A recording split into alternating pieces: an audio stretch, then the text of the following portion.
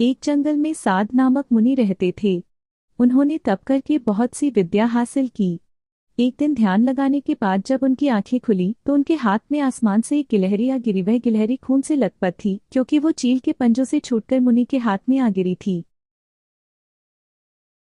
गिलहरी मौत के डर से कांप रही थी। मुनि को उसके ऊपर दया आ गई। उन्होंने सोचा क्यों न इसे अपनी विद्या से अपनी बेटी बना लूं। मेरी पत्नी कब से संतान प्राप्ति की चाह रख रही है, लेकिन उसके भाग्य में संतान है ही नहीं। अब यह बात बताकर उसे दुखी करने की जगह है कुछ साल इस गिलहरी को ही बेटी बनाकर उसे सौंप देता हूँ। इतना सोचते ही मुनि ने एक मंत्र पढ़कर गिलहरी को एक छोटी सी बच्ची बना दिया। वो उस गिलहरी को बच्ची बनाने के बाद गोद में उठाकर अपनी पत्नी के पास लेकर आए। लो, अब इसे अपनी बेटी मानकर ही पालना। सोच लो, भगवान ने तुम्हारी सुन ली है। मुनि की पत्नी छोटी बच्ची देखकर खुश हो गई। अब गिलहरी से बच्ची बनी लड़की मुनि के घर में बड़े लाड प्यार से पलने लगी। मुनि की पत्नी ने कुछ दिनों के बाद बच्ची का नाम वेदांता रखा। मुनि और मुनि की पत्नी दोनों ने बड़े प्यार से वेदांता को पाला। मुनि को बहुत खुशी थी कि उसकी पत्नी को अपनी ममता लुटाने के लिए एक बेटी मिल गई। कुछ समय के बाद उसकी परवरिश में मुनि भूल ही गए कि वो एक गिलहरी है। वेदांता को मुनि ने अच्छी पढ़ाई लिखाई करवाई। देखते ही देखते वेदांता 16 साल की हो गई। अब मुनि की पत्नी को अपनी सुंदर बेटी की शादी करवाने की चिंता होने लगी। उन्होंने यह बात मुनि से की। अपनी बेटी की तरफ देखते हुए मुनि को भी लगा कि इसका अब विवाह हो जाना चाहिए। मुनि ने अपनी पत्नी से कहा कि तुम चिंता मत करो, मैं इसके लिए योग्य वर ढूंढ लूंगा। मुनि को लगा कि मेरी बेटी बहुत सुंदर है और उसकी शिक्षा दीक्षा भी अच्छी हुई है, इसलिए उन्होंने अपनी सिद्धि से सूर्य देव को पुकारा। सूर्य देव ने मुनि को प्रणाम करके बुलाने की वजह पूछी। तब मुनि ने कहा, मेरी बेटी विवाह की योग्य हो गई है। मैं चाहता हूँ कि आप इसके पति बने। सूर्य देव ने कहा, आप एक बार अपनी पुत्री से पूछ लीजिए, अगर उसे मंजूर है तो मेरी तरफ से भी हाँ है। तब वेदांता बोली, पिताजी, यह बहुत गर्म है। मुनि ने वेदांता से कहा, कोई बात नहीं, हम दूसरा वर देख लेंगे। तभी सूर्य देव ने कहा, हे मुनिव, मुझसे श्रेष्ठ बादल है, आप उनसे बात कीजिए, वह मेरे प्रकाश को भी ढक देते हैं। मुनि ने अब बादल को याद किया। बादल गरजते हुए मुनि के पास पहुंचे और उन्हें नमस्कार किया। इस बार मुनि ने सीधे वेदांता से पूछा, क्या तुम्हें यह वर पसंद है? वेदांता ने जवाब दिया, पिताजी, मेरा रंग गोरा है और इनका काला, हमारी जोड़ी अच्छी नहीं लगेगी। तब बादल ने मुनि से कहा, आप पवन देव को बुलाइए, वे मुझसे श्रेष्ठ हैं, उनमें मुझे उड़ाकर इधर से उधर ले जाने की ताकत है। अब मुनि ने पवन देव का स्मरण किया। पवन देव के आते ही मुनि ने अपनी बेटी से पूछा, क्या आपको यह वर पसंद है? वेदांता बोली, पिताजी, ये तो एक जगह ठहरते ही नहीं हैं, इनके साथ मैं घर कैसे बसा पाऊंगी? इस बार मुनि ने पवन देव से पूछा, मुझे अपनी पुत्री के लिए वर की तलाश है, आप बताइए कि आपसे श्रेष्ठ कौन है? पवन देव ने जवाब दिया, मुनिव, आप पर्वत को बुला सकते हैं, वह मेरा रास्ता रोक देते हैं, वह मुझसे श्रेष्ठ हैं। तुरंत मुनि ने पर्वत को पुकारा। पर्वत को देखते ही वेदांता बोली, ये तो पत्थर हैं, इनका दिल भी पत्थर का ही होगा, इनसे विवाह कैसे हो पाएगा पिताजी? मुनि ने हाथ जोड़कर पर्वत देव से पूछा, आपसे श्रेष्ठ कौन है? पर्वतराज ने जवाब दिया, हे मुनि, चूहा मुझमें छेद कर देता है, इस आधार से वह मुझसे श्रेष्ठ है। इतना कहते ही पर्वतदेव के कान से चूहा नीचे कूदा। वेदांता ने जैसे ही चूहे को देखा, वो खुशी के मारे उछल पड़ी। उसने कहा, पिताजी, यही मेरा वर बनना चाहिए, मुझे ये पसंद है, इनकी पूंछ, कान, सब कुछ कितना प्यारा है। मुनि ने सोचा, अहो, मैंने एक गिलहरी को मंत्र विद्या से इंसान तो बना दिया, लेकिन इसका दिल अभी भी गिलहरी वाला ही है। मुनि ने तुरंत वेदांता को गिलहरी बनाया और उसका विवाह चूहे से करवा दिया। विवाह के बाद दोनों खुशी खुशी रहने लगे। कहानी से सीख, इंसान चाहे बाहर से कितना भी बदल जाए, लेकिन उसका दिल वैसा ही रहता है। प्राचीन काल में एक बहुत ही गरीब इंसान था जिसका नाम रतिलाल था। वह अपनी पत्नी के साथ छोटे से घर में रहता था। रतिलाल दैनिक भिक्षा मांगने जाया करता और जो कुछ भी मिलता उससे अपना और अपनी पत्नी का जीवन यापन किया करता। एक बार सारा दिन भिक्षा मांगने के बाद उसे केवल एक मुट्ठी चावल हाथ लगे और वह अपने घर पहुंचा तो उसकी पत्नी दुखी होकर बोली, घर में तो अनाज का एक दाना भी नहीं बचा है और आप एक मुट्ठी चावल ही लाए हैं, भला इसमें कैसे हम अपना पेट भर सकते हैं। और वो थक हार के घर में बैठा ही था कि द्वार पर एक भिक्षुक आ जाता है और वह कुछ खाने के लिए मांगता है। रतिलाल धर्म संकट में फंस जाता है। अब वह एक मुट्ठी चावल अपनी पत्नी को दे या सामने खड़े भिक्षु को, लेकिन वह द्वार पर आए किसी व्यक्ति को बिना कुछ दिए जाने नहीं दे सकता था, इसलिए उसने वह चावल भिक्षुक की टोकरी में डाल दिया। रतिलाल की पत्नी अंदर काम कर रही थी और जैसे ही वह बाहर आई तो रतिलाल ने भिक्षुक को चावल देने वाली बात बता दी और इस बात को सुनते ही रतिलाल की पत्नी गुस्से में आ गई। तभी रतिलाल ने बताया, चावल के बदले भिक्षु उसे एक पतीला दे गए हैं और उन्होंने कहा है कि अब से खाना इसी में बनाना। रतिलाल की पत्नी गुस्से से कहती है, क्या इसमें पानी उबाल कर दूं, क्योंकि अनाज तो है नहीं, और जो आप लाए थे उसको भी दान दे दिया। और जैसे ही वह पतीले को उठाती है तो उसे कुछ वजन का एहसास होता है और वह पतीले को खोलकर देखती है तो चौंक जाती है, क्योंकि उसमें इन दोनों के लिए पका हुआ खाना रखा होता है। रतिलाल की पत्नी के चेहरे में खाने को देखकर मुस्कुराहट आ जाती है। दरअसल उसने कई दिनों से ठीक से खाना नहीं खाया था, लेकिन रतिलाल यह नहीं समझ पा रहा था कि वह भिक्षु तो उसे खाली पतीला देकर गया था, तो इसमें खाना कहाँ से आया। और वह आश्चर्य से यह बात अपनी पत्नी को कहता है, लेकिन वह कई दिनों से भूखी है, इसलिए उसकी बात नज़रअंदाज करके खाने को घूरती रहती है और अपने पति से कहती है, बड़े दिनों बाद इतना स्वादिष्ट भोजन देखने को मिला, चलिए खाते हैं। और रतिलाल खाना खाने बैठ जाता है, लेकिन अभी भी उसका ध्यान उसी बात पर टिका होता है, क्या ये बर्तन जादुई पतीला है।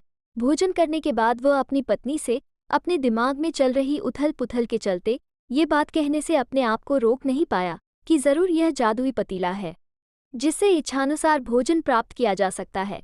तभी दोनों ने मिलकर पतीले का परीक्षण करने का विचार बनाया और पतीला खाली करके पतीले से दोबारा भोजन बनाने का आग्रह किया और कुछ क्षण में उनकी इच्छानुसार भोजन बनकर तैयार हो गया। ये देखते ही दोनों खुश हो जाते हैं, क्योंकि अब उनकी भूख हमेशा के लिए शांत हो जाएगी और उन्हें खाने के लिए किसी और के सामने हाथ नहीं फैलाने पड़ेंगे। खुश होकर दोनों ने राज्य में ऐलान कर दिया कि वह सारे राज्य को खाना खिलाएंगे।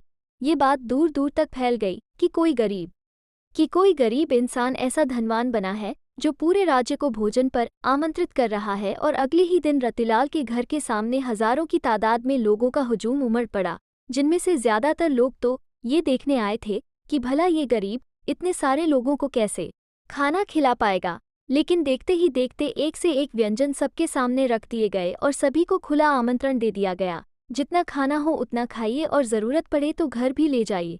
ये सुनते ही राज्य के सभी लोगों ने जी भर के खाना खाया और अपने साथ अपने परिवार के लिए भी लेकर गए, लेकिन खाना खत्म नहीं हुआ।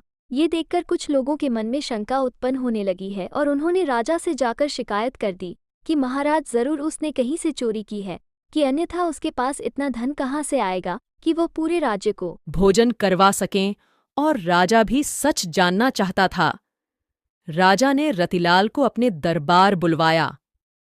रतिलाल ने जादुई पतीले की बात राजा से कह दी।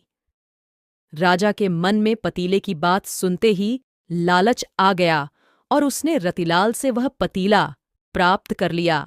राजा के मन में पतीले की बात सुनते ही लालच आ गया और उसने रतिलाल से वह पतीला प्राप्त कर लिया।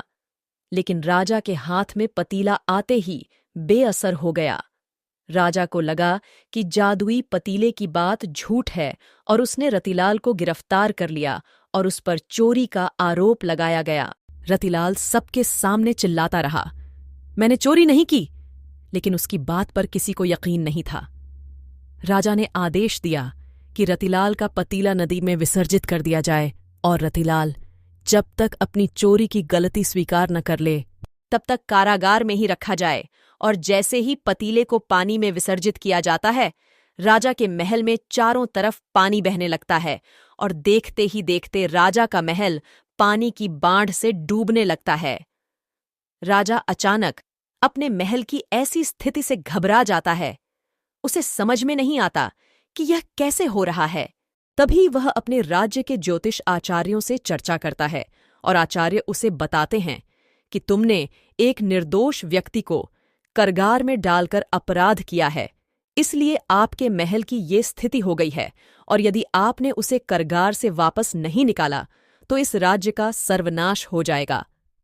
उसे आभास होता है कि उससे अधार्मिक कार्य हुआ है और वह भागते हुए रतिलाल के पास जाता है और हाथ जोड़कर कहता है, मुझे क्षमा कर दीजिए, मुझसे बहुत बड़ी भूल हो गई, मेरे महल को बचा लीजिए।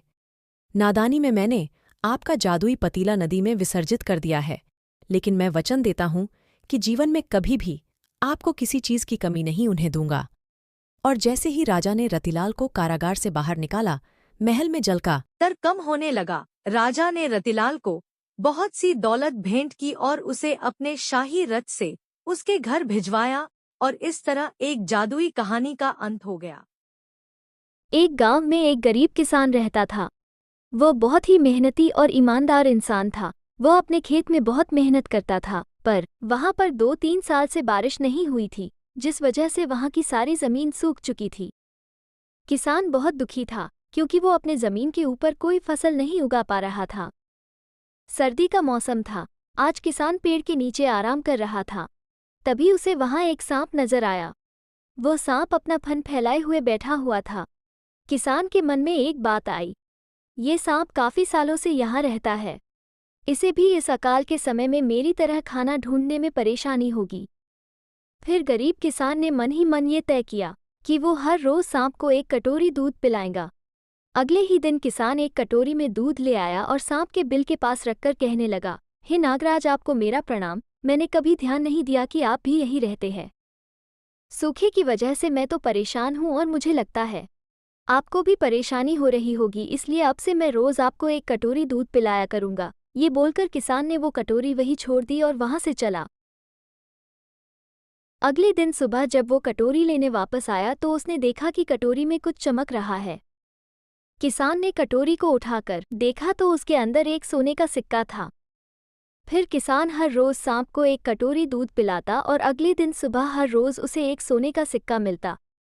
एक दिन किसान को किसी काम से शहर जाना था और उसने अपने बेटे को ये जिम्मेदारी सौंपी। उसने अपने बेटे को कहा, बेटा, ध्यान से एक कटोरी दूध सांप के बिल के पास रख देना। किसान के बेटे ने अपने पिता के कहे अनुसार एक कटोरी दूध सांप के बिल के पास रख दी। अगली सुबह उसे भी सोने का सिक्का मिला। उसके बेटे ने सोचा कि यह सांप तो बड़ा कंजूस है, जरूर उसके पास बहुत सारे सोने के सिक्के होंगे, लेकिन ये तो हर रोज बस एक ही सिक्का देता है। अगर मैं इसे मार दूं तो मैं इसके सारे सोने के सिक्के ले सकता हूं। अगली शाम जब लड़का दूध देने के लिए गया तो उसने सांप को देखते ही उस पर छड़ी से वार किया, मगर सांप भी सतर्क था, उसे छड़ी तो लगी, पर उसने किसान के बेटे को भी डंस लिया। सांप का विष बहुत ही जहरीला था। देखते ही देखते किसान के बेटे की मौत हो गई और जख्मी सांप अपने बिल में वापस चला गया। जब किसान वापस लौट कर आया तो उसे अपने बेटे की मृत्यु के बारे में पता चला। साथ ही वह बहुत दुखी और क्रोधित होकर सांप के बिल के पास उसे मारने पहुंचा। तभी उसने सांप को देखा कि सांप को भी काफी चोट आई है। उसे देखते ही वह समझ गया कि उसके बेटे ने सांप पर हमला किया होगा। वो समझ गया कि परिस्थिति ही कुछ ऐसी हो गई होगी कि सांप ने उसके बेटे को डसा होगा। उसने हाथ जोड़कर सांप से माफी मांगी और सांप से अपने बेटे को वापस लाने के लिए कहा। थोड़ी देर बाद सांप अपने बिल में जाकर बाहर आया और उसने किसान को एक जड़ी बूटी दी। गरीब किसान जड़ी बूटी लेकर अपने मरे हुए बेटे के पास गया। उसने उसके नाक के पास वो जड़ी बूटी रखी। थोड़ी देर बाद उसका बेटा खांसता हुआ उठ खड़ा हुआ।